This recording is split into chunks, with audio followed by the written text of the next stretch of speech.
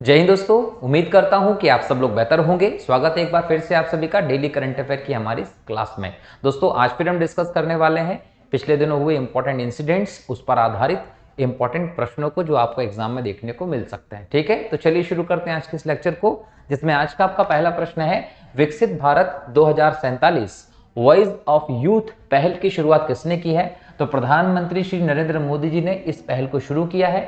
ये पहल दोस्तों इसलिए शुरू की गई है क्योंकि 2047 का भारत सरकार ने भारत को विकसित देश बनाने का टारगेट रखा है। और मोदी जी हमेशा अपने भाषण में कहते हैं कि भारत जो है आज़ादी के 100 साल पूरे करेगा 2047 में, और आज़ादी के 100 साल पूरे होने के साथ ही भारत विकसित देश के तौर पर स्थापित हो जाएगा और एक शक्तिशाली विश्व गुरु के तौर पर, विकसित देश के तौर पर जब भारत स्थापित होगा तो इसमें युवा शक्ति जो है भारत की, उसका एक इंपॉर्टेंट योगदान होगा। तो इस भारत की युवा शक्ति को एकीकृत करने के लिए ही नरेंद्र मोदी जी ने इस पहल की शुरुआत की है, जिसका नाम है विकसित भारत 2047 वॉइस ऑफ यूथ। ठीक है, चलिए आगे बढ़ते हैं। अगला प्रश्न है, छत्तीसगढ़ के नए मुख्यमंत्री के रूप में किसने चुना गया है? याद रखिए, हाल ही में हमने देखा कि 5 राज्यों के चुनाव देखने को मिले, जिसमें मिजोरम शामिल था, छत्तीसगढ़, मध्य प्रदेश, राजस्थान था और तेलंगाना था।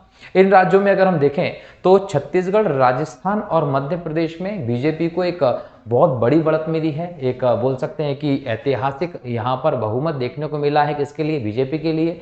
इसके बाद इन तीनों राज्यों में जो सीएम चुने गए हैं उनको लेकर दोस्तों एक प्रकार से सबको चौंका दिया गया है कि किस प्रकार से सीएम के नाम चुने गए हैं। ऐसे लोग जो विधायकों की लिस्ट में तीसरी चौथी पंक्ति में, अंतिम पंक्ति में बैठे हुए थे, उन विधायकों को यहाँ पर सीएम के तौर पर चुना गया है, जो कहीं ना कहीं लोकतंत्र की खूबसूरती हमारे देश में देखने को मिलती है। हमने हमारे पिछले लेक्चर्स में तेलंगाना के सीएम के बारे में बात कर लिया है, मिजोरम के सीएम के बारे में बात कर लिया है। आज हम बात करते हैं पहले किसके? छत्तीसगढ़ के मुख्यमंत्री। तो छत्तीसगढ़ के जो मुख्यमंत्री बनाए गए दोस्तों, वो विष्णुदेव सहाय जी जो है, इनको बनाया गया है। विष्णुदेव सहाय जो है, इनको छत्तीसगढ़ का नया सीएम बनाया है।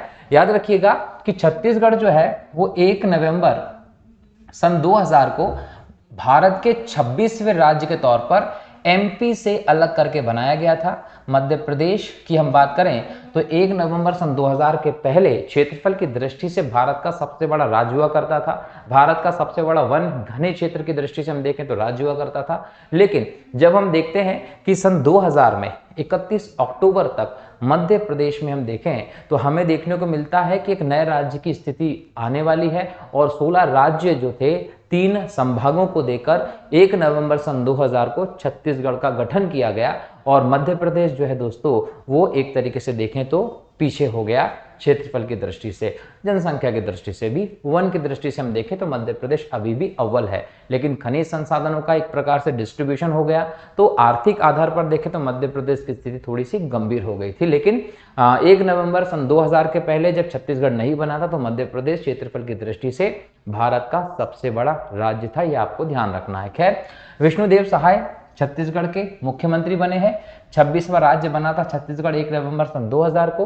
अगर हम छत्तीसगढ़ की बात करें दोस्तों, भी यहाँ पर आपको देखने को मिलता है 33 जिले। जब छत्तीसगढ़ बना था तो इसमें 16 जिले थे, लेकिन वर्तमान में यहाँ पर 33 जिले हैं। और छत्तीसगढ़ का प्राचीन नाम मिलता है दोस्तों दक्षिण कौशल। इसको दक्षिण कौशल के नाम से आप लोग जानते हैं, ये भी आप लोग ध्यान रखिएगा। इसके अलावा विश्वभूषण हरिचंद जो है, याद रखिए, विश्वभूषण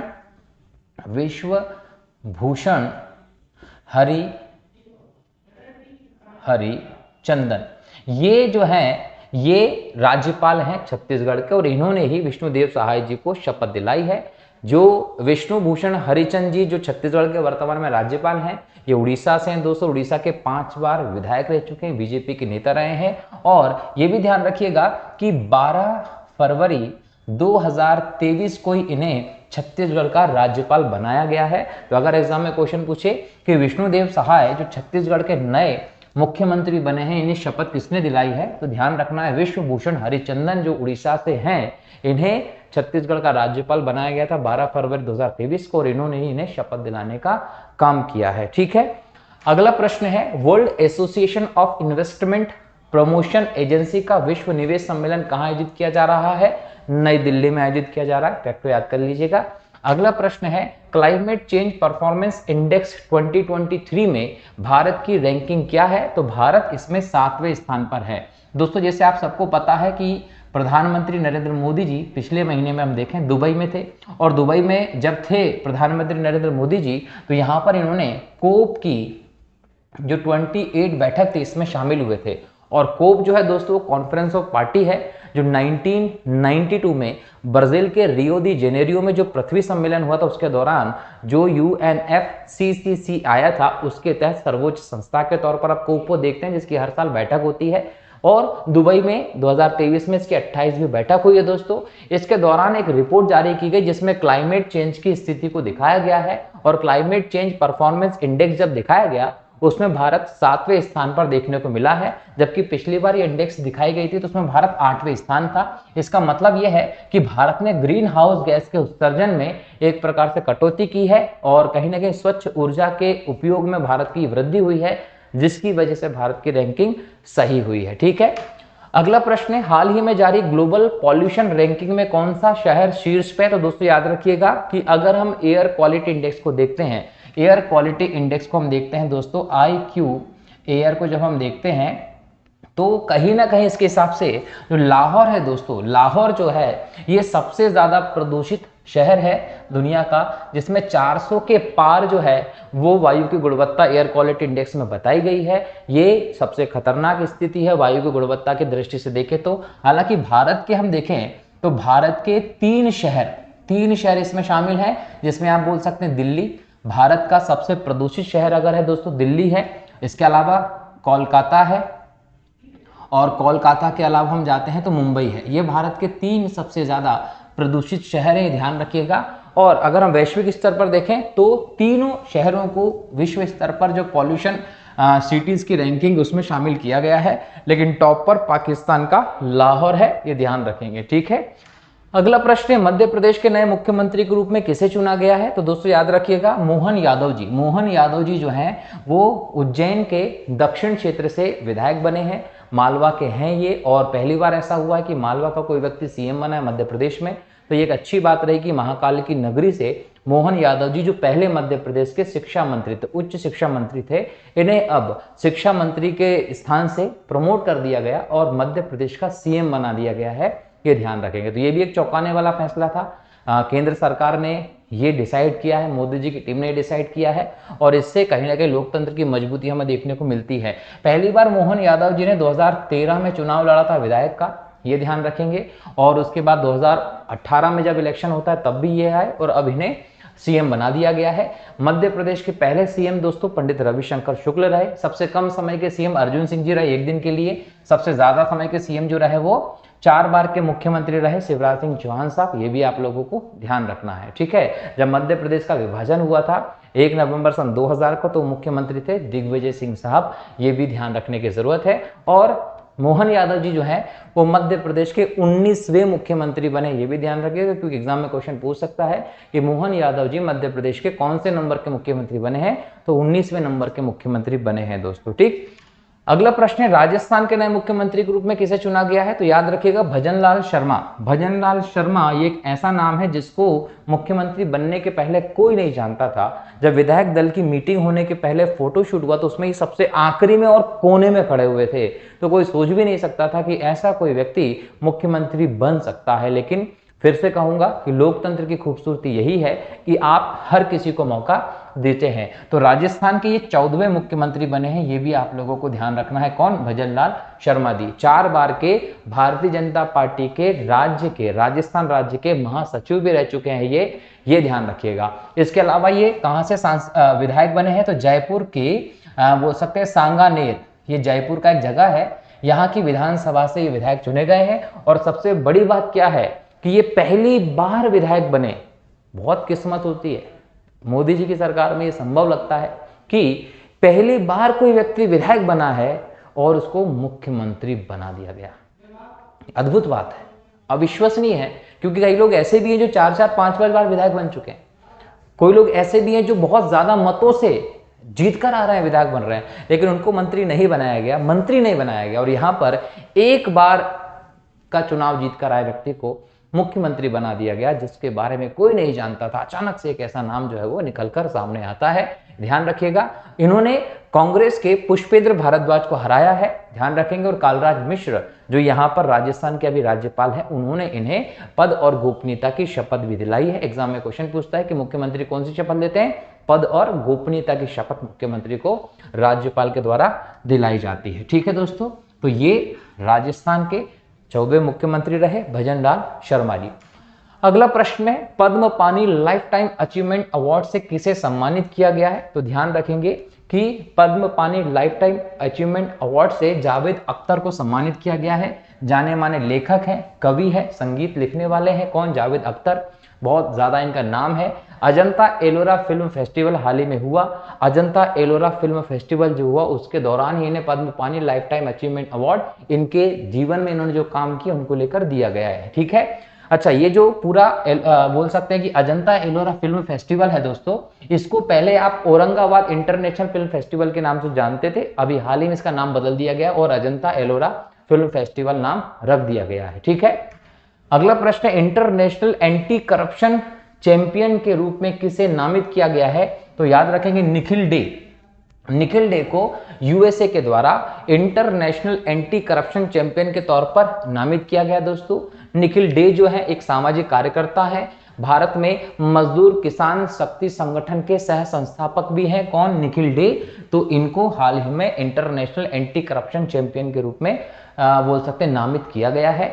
अगला प्रश्न है, वार्षिक शार अमरतला तोगरिया महोत्सव किस राज्य में प्रतिवर्ष मनाया जाता है? तो ध्यान रखिएगा, ये अरुणाचल प्रदेश का वार्षिक त्योहार है। अरुणाचल प्रदेश में धार्मिक दृष्टि से देखें तो एक इंपॉर्टेंट त्योहार है दोस्तों। कहीं ना कहीं यहाँ पर जो अमरतला है, ये एक क्षेत्र है यहाँ का, जिसको आप बालेमू भी कहते हैं। ठीक है, तो यहाँ पर ये त्योहार होता है और यहाँ पर बौद्ध संस्कृति के संरक्षण के लिए हर साल इस त्योहार को सेलिब्रेट किया जाता है। इस महोत्सव का दोस्तों धार्मिक दृष्टि से बहुत ज्यादा महत्व है, ये भी आप लोग ध्यान रखेंगे, बौद्ध संस्कृति को संरक्षण की दृष्टि से, ताकि भावी पीढ़ी को उससे संबंधित चीजें जानने को मिले और वो उसको जी सके। कहीं ना कहीं ये त्योहार हर साल मनाया जाता है। ठीक है, global partnership on artificial intelligence शिखर सम्मेलन का आयोजन कहाँ किया जा रहा है? तो नई दिल्ली में प्रधानमंत्री नरेंद्र मोदी जी ने भारत मंडपम जो बनाया गया है दोस्तों, वहीं पर global partnership on artificial intelligence, इसको हम बोल सकते हैं GPAI। ठीक है, global partnership on artificial intelligence जो है, इसकी एक बहुउद्देशीय पहल का शुभारंभ किया है।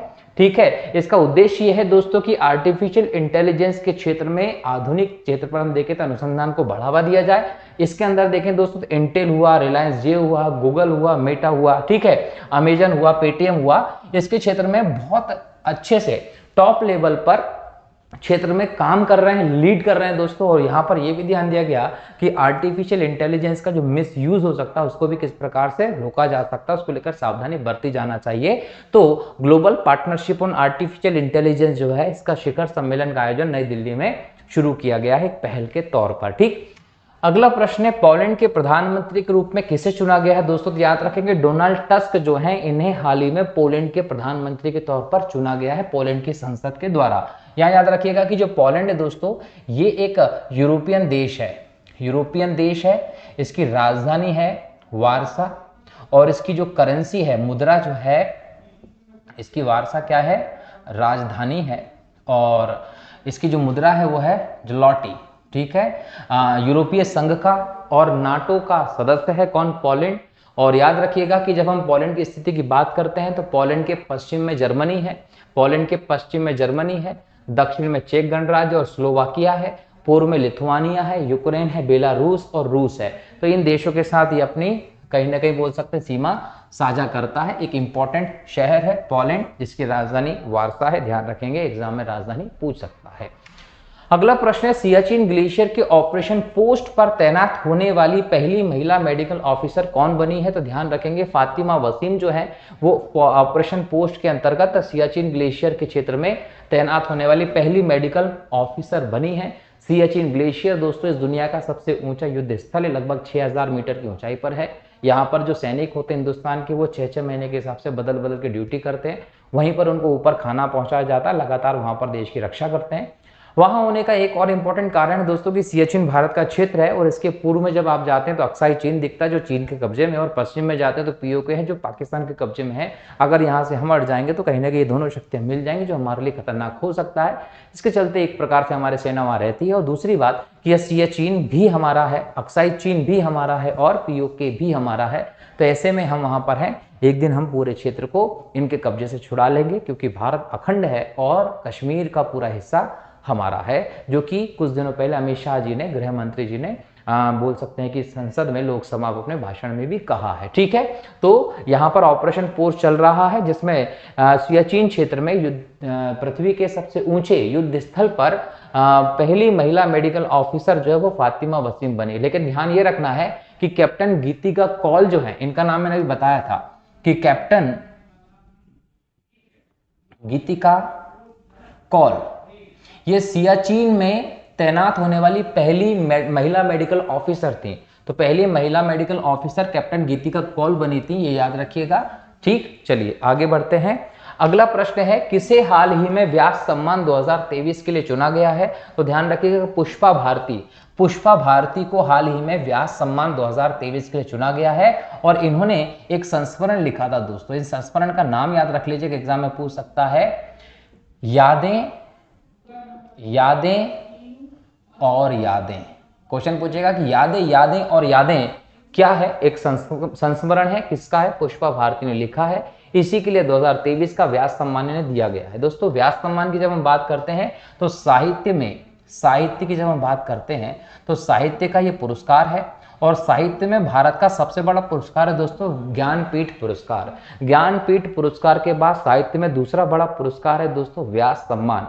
व्यास सम्मान साहित्य के क्षेत्र में दिया जाता है, बिरला फाउंडेशन इस पुरस्कार को देता है और यह पुरस्कार दोस्तों 1991 में स्थापित किया गया था। तो 1991 से बिरला फाउंडेशन भारत का साहित्य का दूसरा सबसे बड़ा पुरस्कार देता है।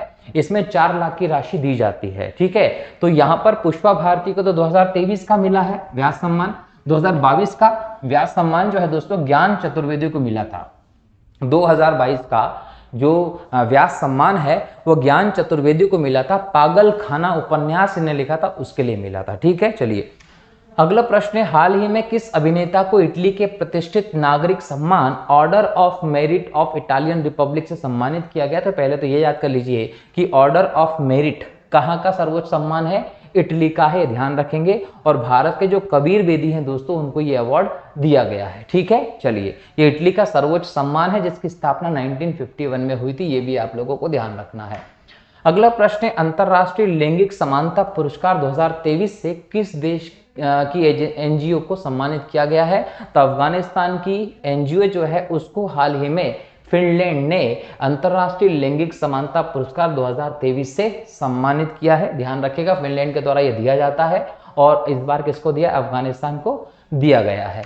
अगला प्रश्न है नवंबर 2023 के लिए ICC women player of the month award किसे दिया गया? दोस्तों याद रखिएगा पहले ICC player of the year का अवार्ड दिया जाता था, महिला को, पुरुष को, सबको। लेकिन आईसीसी ने प्लेयर्स को और मोटिवेट करने के लिए, उनके प्रदर्शन को सराहने के लिए एक प्रकार से नई पहल शुरू की। नई पहल है जिसके तहत महिलाओं हो, पुरुष खिलाड़ी हो, इनको मासिक तौर पर प्लेयर ऑफ द मंथ का अवार्ड भी दिया जाता है उनके एक मंथ के दौरान किए गए बेहतर प्रदर्शन के लिए। तो इस बार हम देखें तो नवंबर के महीने में जिन खिलाड़ियों ने बेहतर प्रदर्शन किया है महिलाओं में, उसमें हम देखें यहाँ पर दोस्तों तो याद रखिएगा नाहिदा अख्तर जो है ये बांग्लादेश की स्पिन गेंदबाज है, इनका प्रदर्शन बहुत अच्छा रहा है नवंबर 2023 में, तो उसके लिए इनको प्लेयर ऑफ द मंथ चुना गया है। याद रखिएगा कि ये आईसीसी प्लेयर अवार्ड जो मिला है बांग्लादेश की खिलाड़ी नाहिदा अख्तर को, ये पहली कोई बांग्लादेशी खिलाड़ी बन गई जिनको ICC player of the month का पुरस्कार मिला है। इसके अलावा हम पुरुष में देखें, तो महिला हो गया, पुरुष में देखें दोस्तों तो याद रखिएगा जो टेविस हेड है जिन्होंने ऑस्ट्रेलिया और भारत के वर्ल्ड कप के फाइनल मैच में शतक लगाया था और हमें कहीं ना कहीं वर्ल्ड कप हराने का काम भी इन्होंने किया था। तो ऐसे में ट्रेविस हेड जो है उनको mail player of the month का अवार्ड मिला हुआ है, ऑस्ट्रेलिया के खिलाड़ी हैं। अगला प्रश्न है गेंद के लिहाज से टी20 में सबसे तेज 2000 रन बनाने वाले बल्लेबाज कौन है? तो सूर्य कुमार यादव हैं जिन्होंने कम गेंदों में टी20 में सबसे तेज 2000 रन बना लिए हैं। ठीक है दोस्तों, तो यहां तक हमने प्रश्नों पर चर्चा की। अब हम देखते हैं कौन से टॉपिक जिनके प्रश्न नहीं बने परंतु एग्जाम में आ सकते हैं। पहला टॉपिक जो रहा वो रहा मानवाधिकार दिवस। दोस्तों हर साल 10 दिसंबर को मानव अधिकार दिवस के तौर पर सेलिब्रेट किया जाता है। क्यों? क्योंकि 1948 में 10 दिसंबर के दिन ही संयुक्त राष्ट्र ने की जो महासभा उसने मानव अधिकारों का एक सार्वभौमिक घोषणा पत्र जारी किया था, जिसे हम बोलते हैं यूडीएचआर। यूडीएचआर अर्थात मानव अधिकारों का जो सार्वभौमिक घोषणा पत्र है वो जारी हुआ था 10 दिसंबर 1948 को।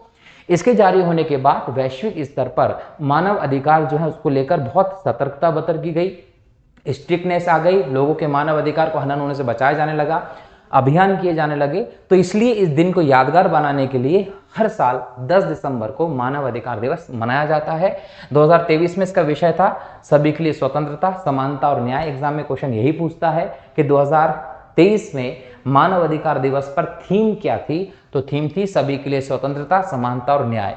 लेकिन हम देखें कि मानव अधिकारों का सार्वभौमिक घोषणा पत्र क्या है, तो ध्यान रखिएगा कि एक घोषणा की गई थी जिसमें 30 अधिकारों को मान्यता दी गई थी, जिसमें स्वतंत्रता के नागरिक और राजनीतिक अधिकार शामिल थे। इनमें आपको जीवन का अधिकार था, स्वतंत्रता का अधिकार था, स्वतंत्र भाषण का अधिकार था जिसको हम एक्सप्रेशन की स्वतंत्रता कह सकते हैं, गोपनीयता का अधिकार था, आर्थिक, सामाजिक तथा सांस्कृतिक अधिकार दिए गए थे, सामाजिक सुरक्षा का अधिकार दिया गया था, स्वास्थ्य का अधिकार दिया गया था, शिक्षा का अधिकार दिया गया था। ये सब मानव अधिकार के तौर पर गारंटेड किए गए हैं यूनाइटेड नेशंस के द्वारा 10 दिसंबर 1948 को। ठीक है, और ये याद रखिएगा कि इनकी प्रकृति बाध्यकारी नहीं है, ये भी ध्यान रखना है ना। जैसे हम मौलिक अधिकार की बात करते हैं तो भारत के संविधान के द्वारा जिन अधिकारों की गारंटी प्रदान की गई है, जो मानव के विकास के लिए प्रदान किए गए, वो हमारे देश में मौलिक अधिकार होते हैं, जो भारतीय संविधान के भाग 3 में अनुच्छेद नंबर 12 से 35 के बीच में दिए गए हैं। तो वो मौलिक अधिकारों का अगर उल्लंघन होता है तो कार्रवाई की जाएगी, परंतु अगर मानव अधिकारों का उल्लंघन होता है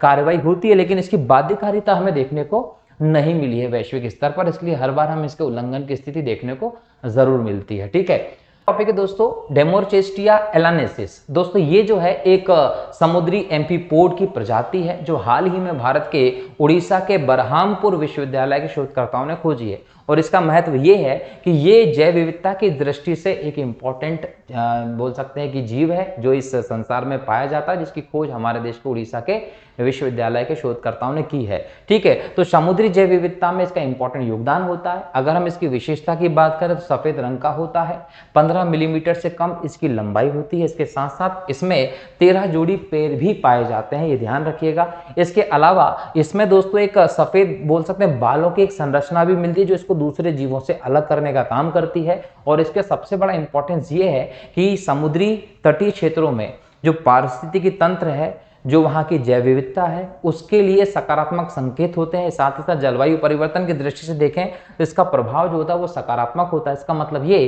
कि अगर किसी क्षेत्र में ये जीव मिल रहा है, इसका मतलब वहाँ पर व्यवस्थाएं बेहतर हैं। ठीक है, चलिए अगला टॉपिक है अमृत प्रौद्योगिकी। दोस्तों हाल ही में जल शक्ति मंत्रालय ने एक पहल पर प्रकाश डाला है। वो पहल क्या है? तो वो पहल है दोस्तों अमृत पहल। अमृत पहल जो है, जिसको हम अमृत प्रौद्योगिकी कहते हैं, इस पर ये जो अमृत प्रौद्योगिकी है दोस्तों, ये भारत के जल जीवन मिशन और जो भारतीय प्रौद्योगिकी है उसके द्वारा चलाया जा रहा है। और इसके अंतर्गत क्या किया जा रहा है दोस्तों, टेक्निकल के यूज के तहत कि आर्सेनिक और धातु निष्कासन की प्रकृति पर ध्यान दिया जा रहा है। अब देखिए कि आर्सेनिक और धातु निष्कासन का मतलब क्या है, तो देखिए पानी में अलग अलग प्रकार के प्रदूषण होते हैं। तो हमारे देश में क्या हो रहा है कि पानी से आर्सेनिक और धातु आयनों को हटाने, पानी की गुणवत्ता को सुधारने के लिए ये प्रौद्योगिकी को डिजाइन किया गया है। किसके द्वारा?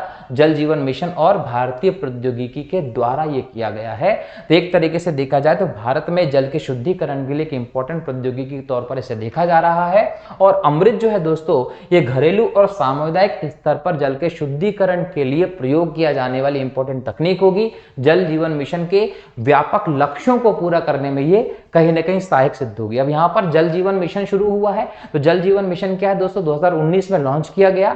कहीं ना कहीं जो संयुक्त राष्ट्र के 2030 तक के सतत विकास के लक्ष्य हैं, उन लक्ष्यों में जब आप देखते हैं दोस्तों, संयुक्त राष्ट्र के सतत विकास लक्ष्य जो है, जो 2030 तक के लिए टारगेट सेट किए हैं यूएनओ ने, तो उनके तहत जो अलग अलग लक्ष्य हैं उनमें से छठा लक्ष्य जो है वो सभी के लिए स्वच्छ जल और स्वच्छता ये उपलब्ध कराना है। तो कहीं ना कहीं जल जीवन मिशन जो है वो संयुक्त राष्ट्र के सतत विकास लक्ष्य को देखते हुए बनाया गया, उसको पूर्ति करता है, जिसके तहत भारत में 2024 तक सभी घरों में व्यक्तिगत घरेलू नल कनेक्शन के माध्यम से स्वच्छ सुरक्षित जल उपलब्ध कराने की बात हो रही है। क्लियर। और ये 2019 में शुरू किया गया था। जब 2019 में जल जीवन मिशन शुरू किया गया था तो भारत में केवल 16.8% ग्रामीण घरों में नल से जल आता था। लेकिन इस मिशन की तरक्की देखिए कि 2023 के दिसंबर के महीने तक, मतलब जब हम इसको डिस्कस कर रहे हैं, नवीनतम आंकड़े जारी किए, तब तक भारत में लगभग 71.5% ग्रामीण घरों में नल से स्वच्छ जल पहुंचाने की स्थिति आ गई है। तो हम बहुत तेजी से हर घर नल योजना के माध्यम से घर घर स्वच्छ जल को पहुंचाने में सफल हो रहे हैं। अगला टॉपिक है ममीफाइड लंगूर। दोस्तों हाल ही में न्यूज़पेपरों में आपने ममी जो होते हैं, मतलब ममी मतलब मरे हुए जो पुतले हैं, उनकी हड्डियों के ढांचे निकले हुए देखे हैं, बंदरों के रूप में थे। तो कहीं ना कहीं पुराने बंदरों की वो ममीज मिली हैं, जिसको आपने बोला ममीफाइड लंगूर। इसके साक्ष्य दोस्तों लगभग 1 सदी से भी पुराने हैं, जो हाल ही में हमको मिले हैं और वैज्ञानिक इससे हैरान हो चुके हैं। तो ध्यान रखिएगा कि डीएनए के आधार पर इनका पता लगाया गया है कि कितने पिछले ये ममीज हैं। अगला है दोस्तों रक्त चूसक प्रवृत्ति के नर मच्छर। दोस्तों 130 मिलियन वर्ष पुराने मच्छरों के साक्ष्य हाल ही में मिले हैं वैज्ञानिकों को, और बोला गया है कि ये प्राचीन नर मच्छर थे जो रक्त चूसक थे, शरीर से रक्त चूसने वाले मच्छर रहे हैं, जो 130 मिलियन वर्ष पहले के हैं। और इनके जो जीवाश्म का मिलना है कहीं ना कहीं एक विकासवादी इतिहास तथा रोगवाहक के रूप में मच्छरों के ऊपर अंतर्दृष्टि डालने के लिए है कि किस प्रकार से मच्छर रोग के वाहक होते हैं और कैसे ये लोगों को बीमार कर देते हैं और इनका इतिहास कितना पुराना रहा है। तो क्रिटेशियस काल के 2 नर मच्छर कहीं ना कहीं मिले हैं, जिसके आधार पर ये निष्कर्ष निकला है कि ये जो मच्छर हैं इनके लंबे छेदन चूसक, जब भी आप मच्छर को देखते तो उनका एक डंक सा होता है जिसको आप बोलते हैं, वो हैं जो केवल मादाओं में दिखते थे, परंतु अब वो नर मच्छरों में भी दिखाई दिए हैं, जिसके कारण ये पता चलता है कि वे खून चूसकर बीमारी फैला सकते हैं। जनरली हम देखते हैं कि मच्छरों से जो बीमारी होती है उसको पीछे कारण मिलता है कि मादा मच्छर के द्वारा फैला जाता है। तो एक साधारण ये व्यवस्था दी जाती थी कि जो मादा मच्छर होती है उनका जो डंक बोल सकते हैं डंक होता है या छेदन चूसक होता है वो होता है। लेकिन ये शोध बताता है कि मच्छरों में, नर मच्छरों में भी ये होता है जो कि बीमारी फैलाने का काम कर सकते हैं। इस खोज से पता चलता है कि मच्छर जो है वो बोल सकते हैं हेमेटोफेगस, जो रक्त चूसक मच्छर तो उनको क्या बोलते हैं, हेमेटोफेगस होते हैं, जो कहीं ना कहीं किसी भी लिंग के हो सकते हैं, नर और मादा जरूरी नहीं है, इस शोध से पता चलता है। और कहीं ना कहीं ये भी है कि हम बोलते हैं मच्छर जो है मलेरिया हो, पीत ज्वर हो, जीका बुखार हो, डेंगू हो, कई सारी बीमारियां फैला देते हैं। तो इसके पीछे कहीं ना कहीं ये मच्छर हैं। और शोधकर्ता ये भी बोल सकते हैं, शोधकर्ताओं का ये मानना है दोस्तों क्या, कि मच्छरों की उत्पत्ति कोई नई नहीं है। इन जीवाश्म जो 130 मिलियन वर्ष पुराने, इससे भी लाखों वर्ष पहले मच्छरों की उत्पत्ति थी। इसका मतलब मच्छरों का अस्तित्व नया नहीं है, मच्छर बहुत पुराने हैं। ठीक है। अगला टॉपिक है दोस्तों सैन्य अभ्यास विनबैक्स 2023। तो दोस्तों भारत की सेना का वियतनाम की सेना के साथ अभ्यास होता है जिसका नाम है विनबैक्स 2023। और ये जो विनबैक्स 2023 है दोस्तों, उसका 4था संस्करण इस साल आयोजित हो रहा है, जो वियतनाम के हनोई में आयोजित हो रहा है। हनोई जो है वो वियतनाम की राजधानी है। अगर हम विनबैक्स अभ्यास की बात करें तो इसका पहला संस्करण 2018 में हुआ था, जो कि जबलपुर में हुआ था मध्य प्रदेश के। तो 2018 में विनबैक्स का पहला संस्करण था, 2023 में इसका 4था संस्करण जो हनोई में हो रहा है। ये एक वार्षिक कार्यक्रम है दोस्तों, बीच में कोरोना और इन सब की वजह से रेगुलर नहीं हो पाया, वरना ये रेगुलर होता हर साल। ठीक है। और ये वैकल्पिक होता है, एक बार भारत में होता है, एक बार वियतनाम में होता है। ध्यान रखें कि इसका उद्देश्य क्या है, आपसी सहयोग को बढ़ावा देने के लिए ये किया जा रहा है। अगला टॉपिक है पिन्ना नोबिलिस। दोस्तों पिन्ना नोबिलिस जो है वो एक सीपी है जो विलुप्त होने की कगार पर है। क्रोएशिया के समुद्र में इसे पाया गया है। ठीक है। तो ये इसलिए चर्चा में रहा है, तो ध्यान रख लीजिएगा। अगला है शॉर्ट रेंज बैलिस्टिक मिसाइल अग्नि-1 का सफल परीक्षण। दोस्तों अग्नि-1 जो रही वो लॉन्ग रेंज मिसाइल पहले आई थी, उसी श्रृंखला में हाल ही में उड़ीसा में जो एपीजे अब्दुल कलाम द्वीप है, जिसको हम पहले व्हीलर द्वीप के नाम से जानते थे, जो अब एपीजे अब्दुल कलाम द्वीप के नाम से जाना जाता है, यहां से शॉर्ट रेंज बैलिस्टिक मिसाइल अग्नि-1 का सफल प्रक्षेपण परीक्षण किया गया है। तो याद रख लीजिएगा, क्वेश्चन आएगा एग्जाम में कि शॉर्ट रेंज बैलिस्टिक मिसाइल अग्नि-1 का सफल परीक्षण कहां से किया गया? उड़ीसा के एपीजे अब्दुल कलाम द्वीप से। एपीजे अब्दुल कलाम द्वीप को आप पहले व्हीलर द्वीप के नाम से जानते थे। ये बैलिस्टिक मिसाइल क्या है? तो दोस्तों याद रखेंगे, शॉर्ट रेंज बैलिस्टिक मिसाइल है। ये अपने साथ अपने प्रकार की अग्नि श्रृंखला की पहली मिसाइल है। ये परमाणु जो हथियार है, पेलोड है, वो ले जाने के लिए सक्षम है और यह एक इंटीग्रेटेड गाइडेड डेवलपमेंट प्रोग्राम है दोस्तों, जो अग्नि श्रृंखला के अंतर्गत पहली बार इसको शामिल किया गया है। ध्यान रखेंगे। अगर हम इसकी विशेषता की बात करें तो इसके एकल चरण है, ठोस ईंधन वाली ये मिसाइल है दोस्तों। 700 से 1200 किलोमीटर इसकी मारक क्षमता है, रेंज है। 1000 किलोग्राम का न्यूक्लियर हथियारों से युक्त पेलोड ये अपने साथ ले जा सकती है दोस्तों, ये भी ध्यान रखेंगे। इसका विकास डीआरडीओ के द्वारा किया गया है और कहीं ना कहीं हम बात करें तो अग्नि-1 का पहली बार परीक्षण कब हुआ था? 1989 में चांदीपुर के परीक्षण रेंज से ही किया गया था। ठीक है, ये भी ध्यान रखेंगे। ये अग्नि-1 का लेटेस्ट मॉडल है शॉर्ट रेंज मिसाइल का। लेकिन जब हम अग्नि मिसाइल का पहली बार डेवलपमेंट की बात करते हैं तो अग्नि मिसाइल जब पहली बार देश में बनी थी तो 1989 में उड़ीसा के चांदीपुर से इसको लॉन्च किया गया था। ठीक है, अगर हम अग्नि मिसाइल की रेंज देखें तो अग्नि-2 2000 किलोमीटर, अग्नि-3 2500 किलोमीटर, अग्नि-4 3500 से ज्यादा किलोमीटर और इसको आप सड़क से मोबाइल से लॉन्च कर सकते हैं। अग्नि-5 जो सबसे बड़ी इसकी मिसाइल है दोस्तों, सबसे ज्यादा इसकी मारक क्षमता है, 5000 किलोमीटर से ज्यादा इसकी मारक क्षमता है। तो ये भारत में अग्नि रेंज की मिसाइल हैं, ये ध्यान रखेंगे। और अग्नि-1 का जो शॉर्ट रेंज मिसाइल का टेस्टिंग वो हाल ही में किया गया है, ध्यान रखेंगे। तो भारत जो है वो मिसाइल की दृष्टि से भी बहुत संपन्न देश है, कोई हमसे पंगा नहीं ले सकता है। ठीक है, तो इस प्रकार से हमने आज की इस क्लास में करंट अफेयर के पिछले कुछ दिनों के इंपॉर्टेंट टॉपिक पर आधारित इंपॉर्टेंट क्वेश्चंस को डिस्कस किया दोस्तों। निस्संदेह ये क्वेश्चन आपको आने वाली परीक्षा में जरूर देखने को मिलेंगे, इनको अच्छे से प्रिपेयर कर लीजिए। अगली क्लास में फिर से नए टॉपिक को लेकर, नए प्रश्नों को लेकर आपके सामने रहूंगा। तब तक के लिए बहुत बहुत शुक्रिया दोस्तों।